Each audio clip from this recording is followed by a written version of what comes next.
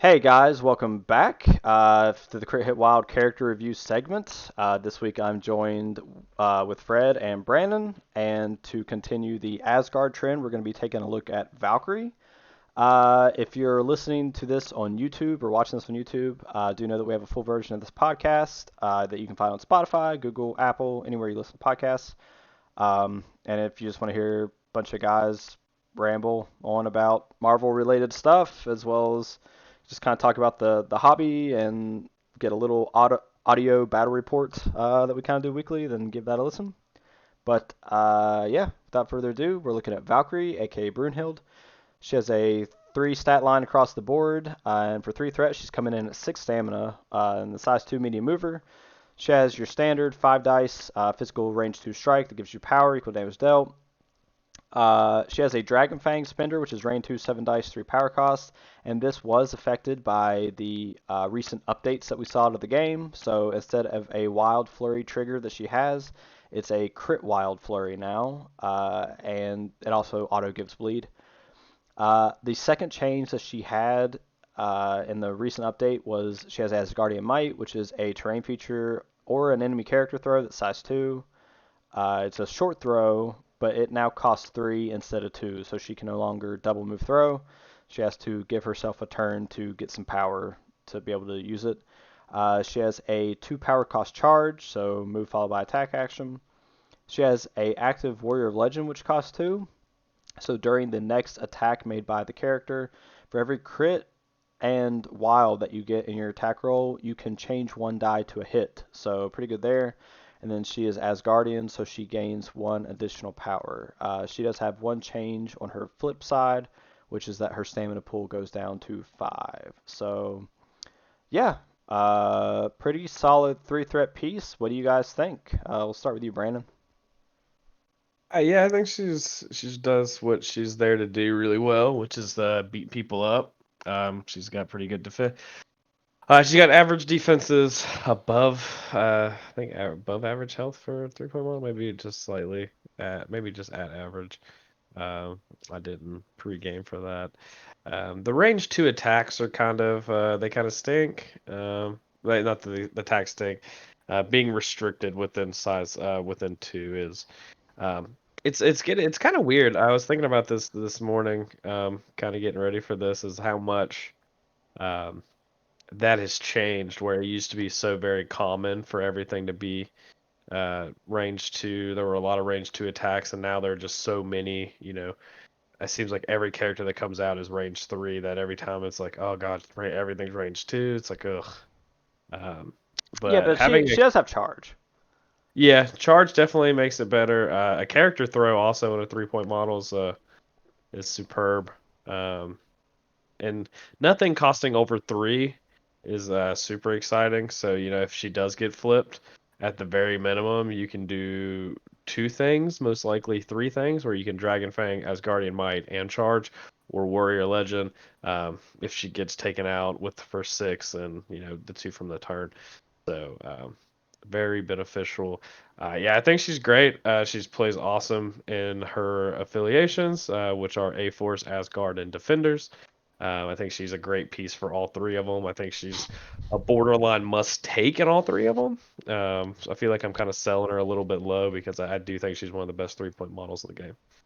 I mean, she's still really, really good. Like, even with her changes, I mean, her flurry trigger is now a 39.46% to hit, so 39 and a half roughly to get the flurry. But I think the thing that I love most about her kit is that pretty much, like, on first turn, you have charge online. So, like, you always have your charge online no matter what, just being an Asgardian. And you also have Warrior of Legend always online, just being Asgardian.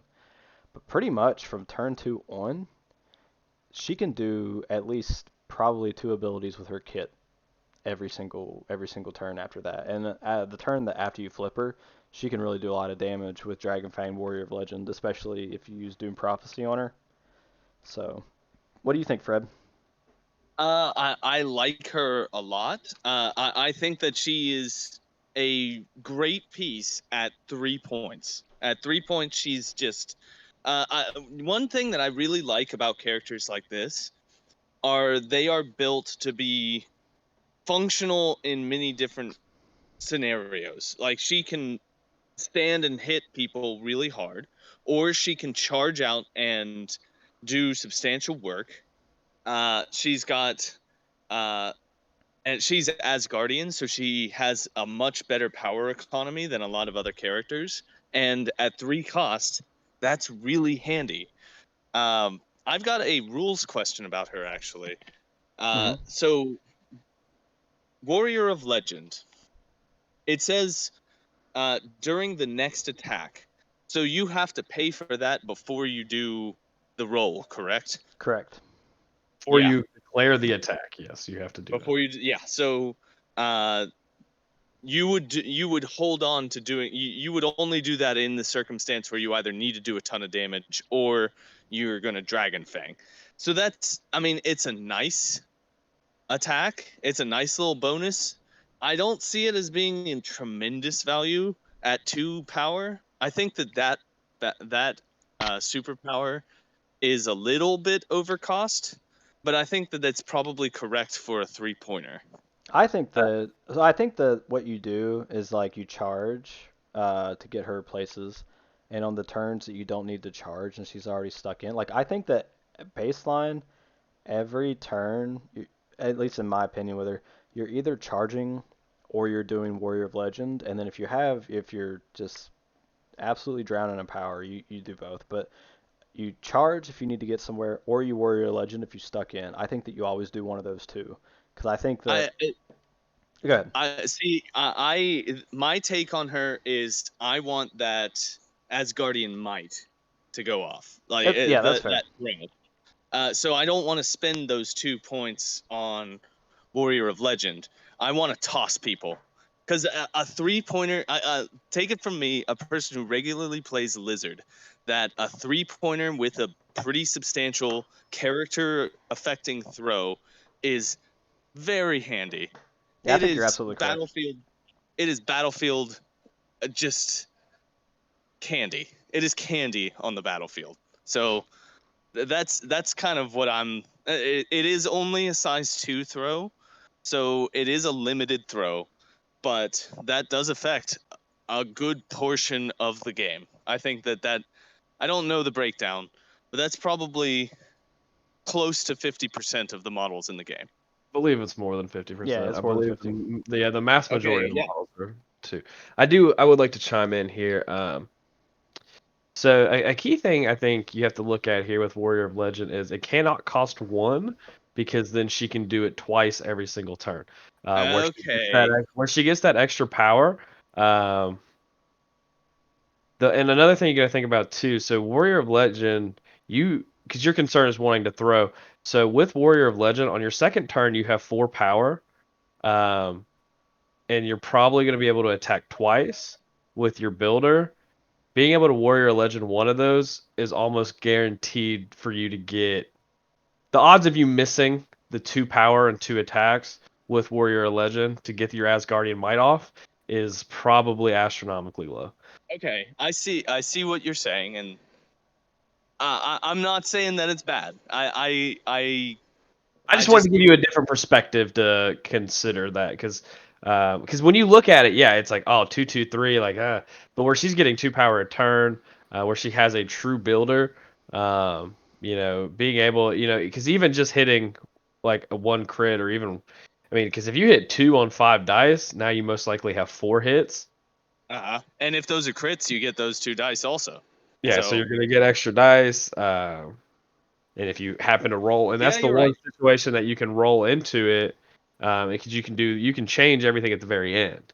So if you roll into it with your crits, now you get to start changing your dice. So if you get extras, you're like, okay, cool, I'm changing my dice, and now, you know, now all of a sudden your 5 dice strike, you ended up with 7 dice. You could end up with like 4, 5, 6, 7, hits, and it's just like when you only actually rolled, 3 or 4 successes, which is really good on like even 7 dice. But now, you've probably borderline killed someone. Now you have another attack where now you can most likely Warrior Legend and Asgardian Might again.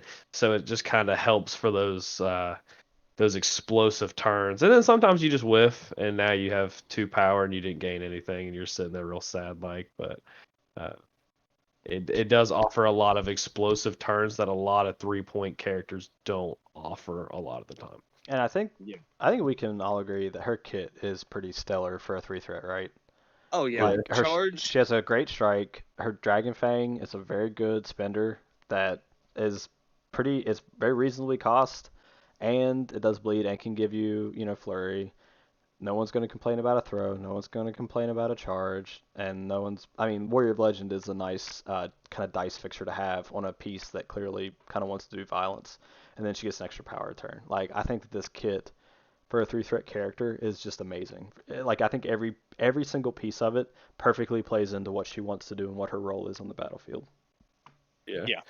Yeah, because I think when it was just a wild, I think it was something like 65% that you were hitting the flurry. Like before the change, man, Valkyrie, it felt bad, man. Like she would slaughter, 4 or 5, and give 6 threat characters a big run for their money, and it's just like, She definitely punches above her uh, weight, and I do want to point out that while this flurry is, like I said, it's roughly about 39.5% to get it just baseline, I do want to kind of remind everybody that Asgard is now the affiliation that only has access to Doom Prophecy, which Doom Prophecy is a pay 3 card at the start of the activation phase. So you do want to make sure you have Prio with it. But it's at the start of the activation phase before anybody moves any models. You can pay 3 and you eliminate your physical defense, but you add your physical defense to all of your physical attacks for the round. Yeah. So I could see it having more value on maybe somebody that can counter attack.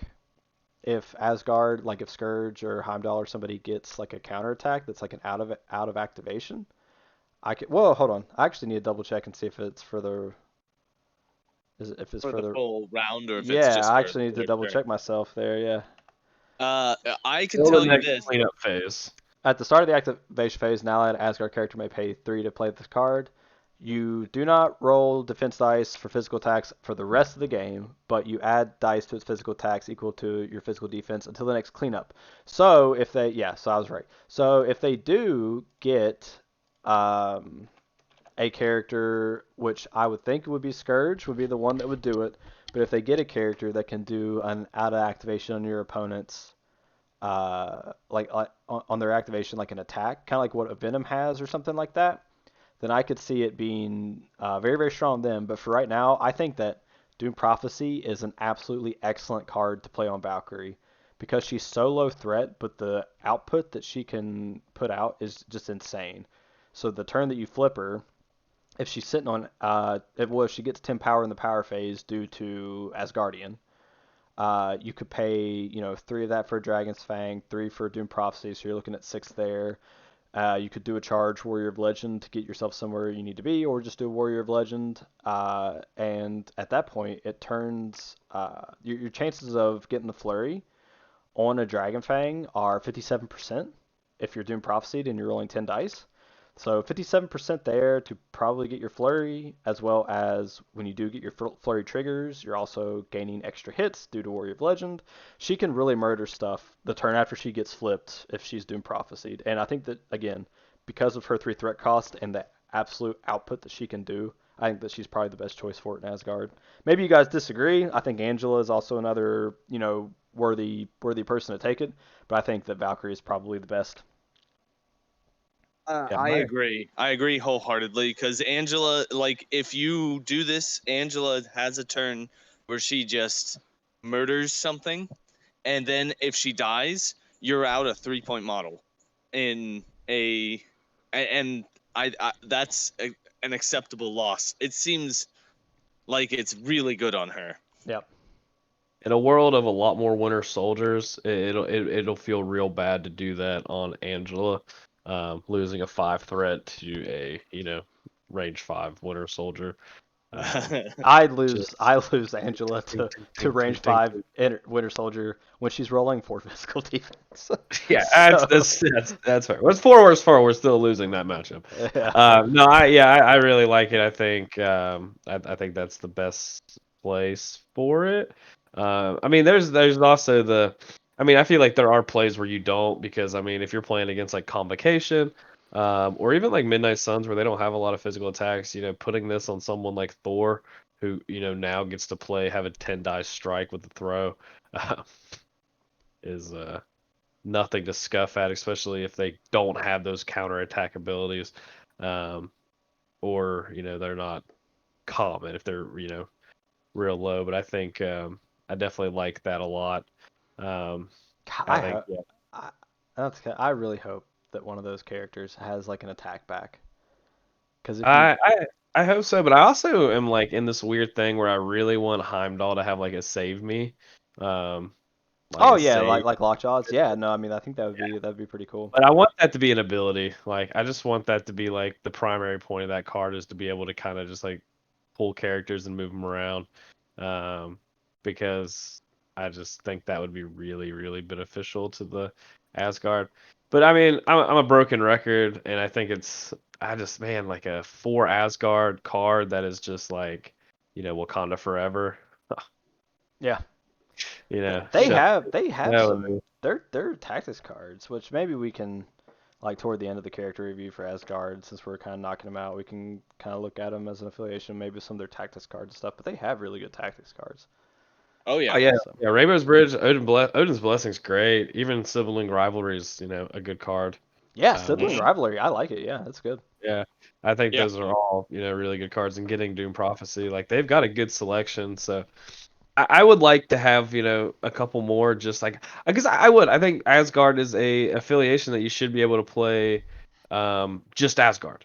Like I want to just play Asgardians. Um, I think that I feel like that eventually, which is their goal. Like I know that this game is meant to like splash characters, so like a lot of rosters splash characters and stuff. And when we say play all Asgard, that's not necessarily what we're talking about. We're talking about always playing Asgard affiliation, and then yes. you can splash some characters in. But I think that the goal should be for every like you can play every affiliation mono in a roster with a couple splash characters and it work. I think that's what the like end game should be. So, but yeah, getting back on the Valkyrie, I think we're all pretty high on her kit. Her stats are pretty good. 333 isn't the best, but on a three threat character, that's kind of what you want.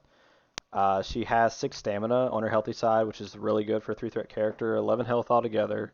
So, I mean, you're in lizard territory when you look at like health pool. Shouldn't have any of the defense tech, but still pretty good. I think overall she's a little bit more on the glass cannon side, but I mean, all of her stuff plays into that role very well. So, last thing I'll talk about is we've already talked about her in an affiliation. We've talked about her kit. We think she goes great in an affiliation. What do you guys think about her splashability? You think that she still is a good character to splash, or do you think that she's kind of fallen behind a little bit in terms of just the times with some of the newer releases that we're seeing?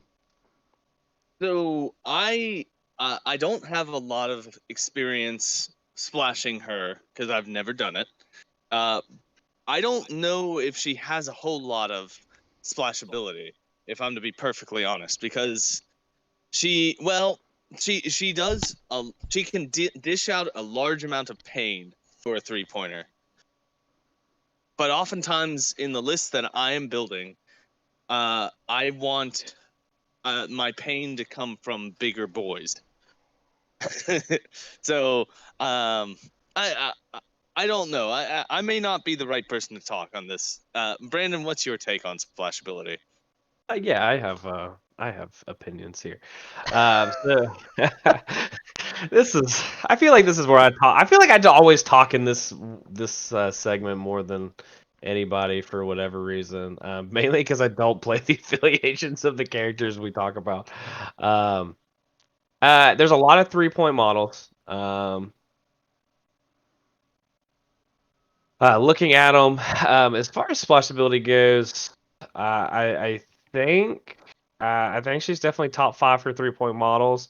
Um, so you've got Baron Zemo, you have Black Cat, you have Iron Fist, you have Valkyrie, and like Winter Soldier, and then X-23 are probably your top 6. Um, Winter Soldier kind of is in that weird spot where his splash ability is mostly because of him being a rogue agent and being able to be affiliated, count towards your affiliation, which is always super nice. Yeah. But if your strategy at any point, and for the majority, is to fight, if you're trying to fight, and you need an unaffiliated, and you're looking at unaffiliated models, even like, I mean, Valkyrie, X-23, and Baron Zemo are going to live in a world where and even Iron Fist, if you're trying to fight, depending on what you're looking for, because like Baron Zemo is really kind of like a tech piece more so than actually fighting piece. So then you're in a world where you're looking at Iron Fist, X-23, and Valkyrie, and if you're looking for just straight up fighting models, and you want them to, punch kind of above your weight class, like you're looking at those 3 models, and I don't know if there's a wrong choice. Her having a throw is so good. Um, and X-23 is great, but like that throw on Valkyrie is super important. Um, Iron Fist giving an activated token to especially a 6 threat character. If you haven't used Iron Fist to put a lot of damage on a Hulk, a She-Hulk, a Magneto, a Thanos, and then just being like, oh yeah, by the way, that character's activated, they don't get to go this round at all. It is a magnificent feeling.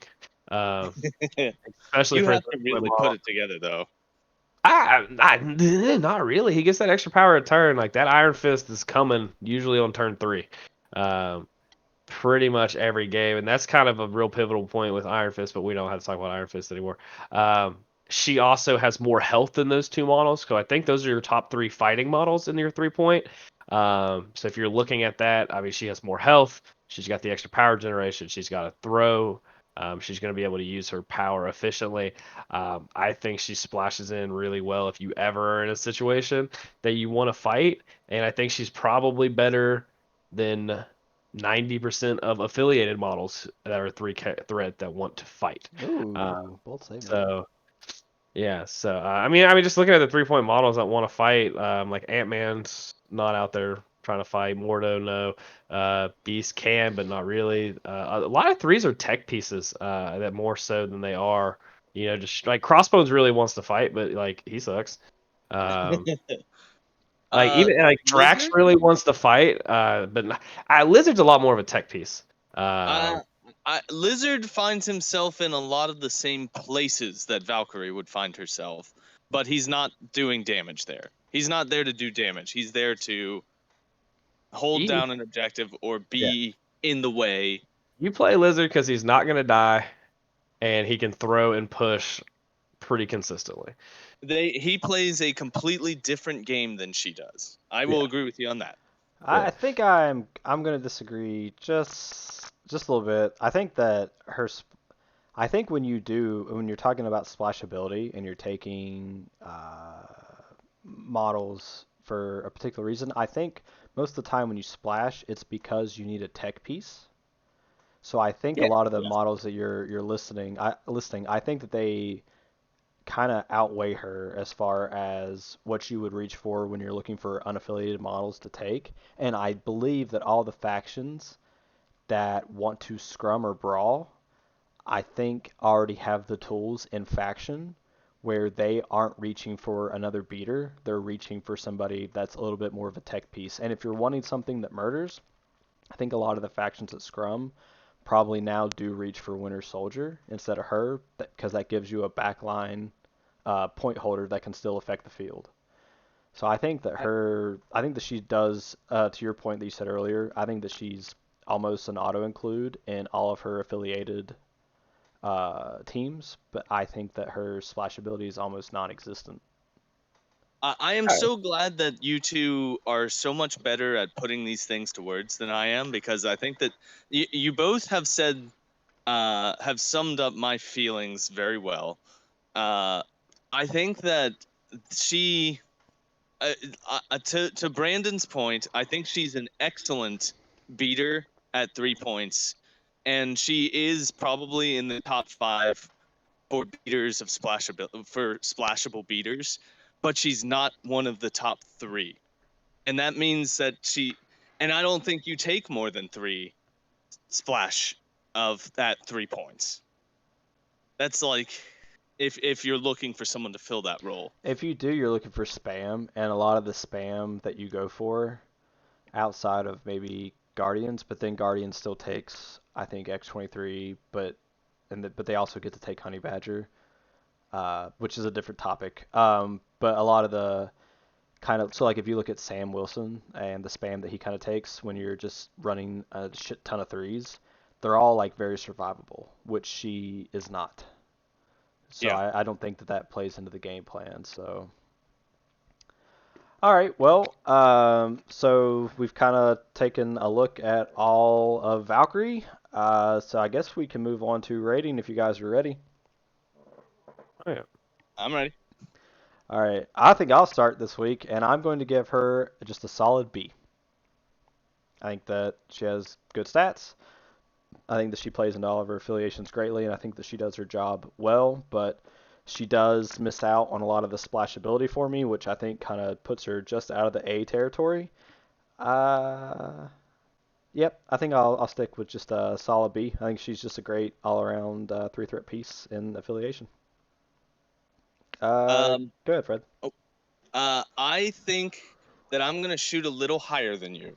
Okay. I think in my gut, I want to say that she's an A minus.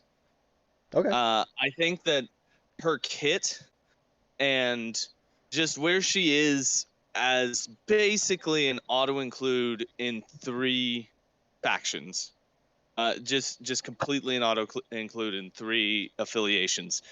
Um, she's she should be in the A territory for me personally, and she does work at 3 points, and that always feels good on the table when your 3-point model does what you want it to do. So I want to give her an A minus. All right. What about you, Brandon? Oh God, where do I start here? I think she does a lot of things for a lot of affiliations, especially where she has 3 different affiliations: that A Force, Asgard, and Defenders, where she is kind of that auto include for all 3 of them. They all do play different style games for the most part, um, and like I said, she does fit in really well. I do think she fits in, kind of what we were talking about. I don't remember if it was off or on. Um, Recording at this point, to be honest, where you It all kind of runs want to together. yeah, when you kind of want to play Asgard possibly with a second, affiliation. I know you had mentioned, with Avengers. Um, I mean, she fits in great with Avengers. So it lets you kind of splash a second affiliation with Asgard in your roster, and having a 3 that kind of fits in with a lot of affiliation. Because, like I said, if you say you splash with like Shadowland, Daredevil's Criminal Syndicate, like she fits in great there. Midnight Suns, she fits in great there. I mean, there's some she doesn't really do anything for Web Warriors. Um, she's not doing a whole lot for like Convocation, but I think she fits in well with like Shield. Um, to the Spider Foes, she fits in well. Yeah, Uh, I want to take her if I'm to be perfectly honest. she fits in good with Black Order. She fits in pretty well. Even like X-Men, where they really want to go wide. Like I don't know why you would ever splash. Like I have a list of Asgard and X-Men, but if that's your thing, you don't feel bad about taking her in that. And X-Force, like I think she actually fits in great with X-Force. I think that's a model X-Force players should probably consider a little bit more than they do, where she does have so much power, and that's a kind of a faction that struggles with power economy. She's great with Shadow or Dormammu. Dead horse. Everyone's pretty good with Dormammu. Extra power every turn and being able to spend it. Um, Overall, yeah, I think she's really good. I think her biggest struggle is that she's just been around for a while. She was one of the first boxes released in the game, and I think that's one of the biggest things that people just kind of like pass over her, and play worse models. Not saying that like X-23 even like, because I think X-23 is great. I'm not saying like X-23 is worse, but I think people. I'm not sure she's a better choice than a lot of threes. when you're out of affiliation, I think. But there's a lot of newer 3s. That's a very common point. Like I know a lot of people splash magic. I'm not sure magic's better than Valkyrie. Um, I don't think just so. yeah, like across the board, I'm just not sure that that's the case. But again, like you said, like, and that's kind of if you have a fighting strategy, yeah, like I mean she fits in great. But if you don't, like, kind of you guys were on that right path that I was kind of getting to. When you want that kind of that 3, like you're looking at those black cats, you're looking at the Baron Zemos, you're looking at the lizards, you're looking at these tech pieces that do something to impact very specific scenarios, not usually just something that wants to fight. Um, I think her biggest fault is that she's been out for a while, and I think people got scared when she got her nerf. Which honestly, the nerf really put her in line with other 3-point models. I mean, if she was still 6'6", and that cost 2, I mean, she would even if you added the flurry and you just don't change Asgardian Might and give her an extra health, I think she immediately goes back up top to probably the best 3-point model you're gonna splash.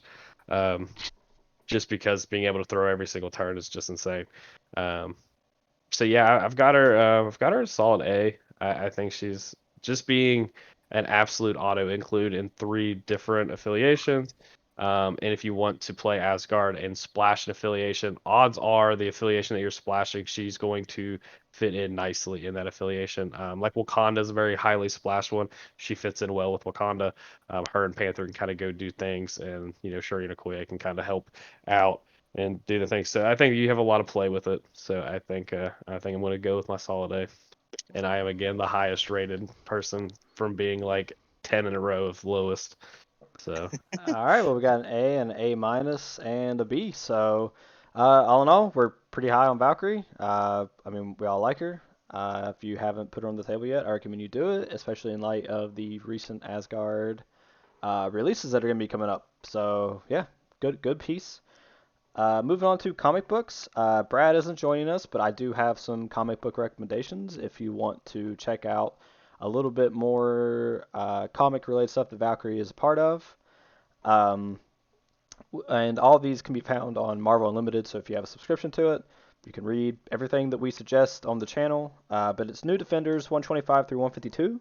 It was written by J.M. DeMatteis and Peter Gillis with other various artists. And this one covers the original Defenders teams, and they have to retire, and a new team of Defenders forms to take on whatever the regular Defenders were doing to save people. It's pretty good, according to what Brad has kind of told us about. Apparently, there's not a whole lot of buzz about it, but it's a pretty good series. So if you're wanting to check out not only Valkyrie, but some more Defenders-related content, give that a check. And then we also have Fear Itself, The Fearless. So this is after the events of Fear Itself, so the Fear Itself run. Valkyrie and Sin are in a race to find the evil hammers used that terrorize the world. So this may be where the crises comes from. I'm not sure. Because it's called Fear Grips. The worthy terrorizes the city, right? Yeah, yeah. So maybe that's where the crises come from. So New Defenders 125 through 152 and Fear Itself, The Fearless. Give those a check. And yeah. And for our final bit, we'll do Fred's non sequitur recommendation. So go ahead, Fred. Yeah. So what I brought today was a book series that I have read every single iteration of, and it is a very fun, very, very readable book series. It's the Dresden Files by Jim Butcher. This is a modern day fantasy where there's a wizard who lives in Chicago, and it's a lot of fun. He gets in a lot of adventures, and it is surprisingly well written, very easy to read, and a lot of fun. Uh, the reason why I brought this for Valkyrie is a hard spoiler. So those of you who've read it, you know, and those of you who haven't, well, you should read the books because they're very good. The issue here is that I believe that there are something like 17 books in the series, and each one is a full, probably 300 or more pages. So it's a big bite. But if you start reading them, you'll be surprised how quickly you will get through them. I've Rebecca read them and she liked them. Yeah, I Yep. I love that series, and I've I heard they're cannot wait excellent. for more books. Yeah. Yep. All right, well, that wraps up another week for us. Thank you guys so much for joining us. If you're still here, please, if Just don't do you... rosters anymore. Am I just wasting my time Oh, every jeez, I week keep making forgetting. rosters? We missed it again. I missed it again. Give us your sample roster, Brandon. Oh my god. Yeah, all right, I got a roster for everybody. Since I'm the only one that still does this section here. God, Jesus Christ. It's X-Force. I think she fits in really well with what X-Force wants to do. You get to kind of play a 5-point cable. Then you can kind of bring as your 3-point models. A lot of threes. This list specifically, I have Deadpool, Valkyrie, Domino, Baron Zemo, Winter Soldier, X-23, with Honey Badger, Nebula, and Wolverine to round out my roster. Wolverine? I just like him. I'm not saying it's right, but I like him. I'm on Hey, I board no with judgment. I'm No on board judgment. with everything but that. I'm it's on just board with Wolverine. You bring Wolverine because you follow your bliss, good sir. yeah. I mean, I'm not. I mean, it is what it is. He does good. If you every once in a while, the best of what I can do is just great, and I love killing Brad's rogue with Wolverine. It just feels good. Yeah, I mean that's you can switch that out. Switch that out if you don't think Wolverine is that good, and then play some healing stuff. Play Bitter Rivals, Cat and Mouse, Disarm, Exceptional Healing. Play Chimichangas because it's cool. Play Jonathan the Yes. Unstoppable because it's cool. Play Indomitable because it's good. And play Demons Downtown. Um, I like intrusions with them. I like hammers. Or Fear Grips World is Worthy Terrorized Cities. You can even kind of play Wakandan Herbs if you think you can outfight people. Probably might be a little tough because there are better fighting factions, but I think she fits. If you want to play X Force, I think she fits in pretty well with the X Force. So Chimichangas, man. That was one of my favorite cards when I was playing Kingpin a lot. Because you can pass it between people. I love passing it from Deadpool to Kingpin. yeah, well, and just being able to remove power and like we've talked about it. We talked about it a lot on the Thor podcast, so go check that out. But being able to remove a special condition is becoming very, very relevant. It's becoming more and just more relevant every time. Um, every release, it feels like it's like, oh god, it's better. Special conditions are becoming very rampant in this game, so it's nice to have those kind of things. So like Chimichangas being able to, you know, you get a power, and then you get it either if you full health, you don't have to remove damage, then you can shake bleed, you can shake stagger with it, which is so if you get staggered somehow at the end of your activation, you can kind of do that. But if you have a character, especially in this roster, that has healing factor, that healing factor goes up one. So like X-23 is now healing 3 if she has a Chimichanga. Deadpool is also healing 3, or yeah, 3 as well. Wolverine also heals 3. So Chimichangas is good. Play Chimichangas. Also, it's really fun to just play Chimichangas. I agree. Uh, I want to play Chimichangas again. I'm tired of not playing Chimichangas.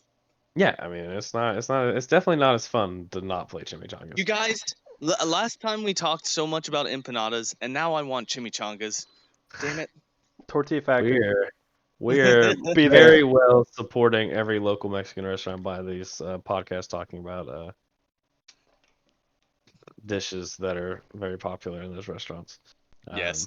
So yeah, I think she fits in really well. I didn't want to. I mean, because if you're playing her in her affiliations, like you're definitely playing her. Like you play her, every A Force list should have her. Every Defenders list should have her. Every Asgard list, I mean, especially Asgard list you should probably pick her before you even decide to play Thor. So as far as that's concerned, but they would be a fun. That would be a fun. Um, that'd be a fun affiliation to get a card like Corvus just got. What, Um, change your leader? yeah. Oh. A Valkyrie leader Nah, card? they're not gonna do that. It's either gonna be more expensive Thor or Mighty Thor, like Jane Foster Thor. Yeah, I know, but it would be fun. I just want all these things for all the affiliations all the time. Yeah. So that's it for my list, and take us away. All right. Sorry, sorry, Brandon.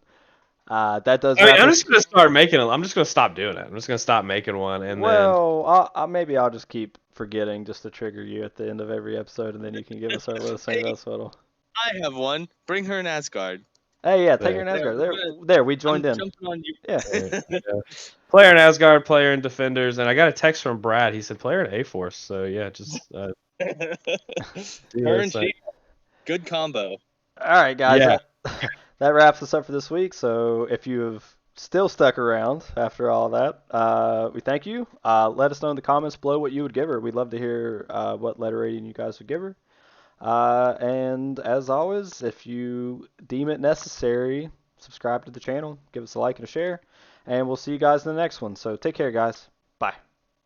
See ya. Big-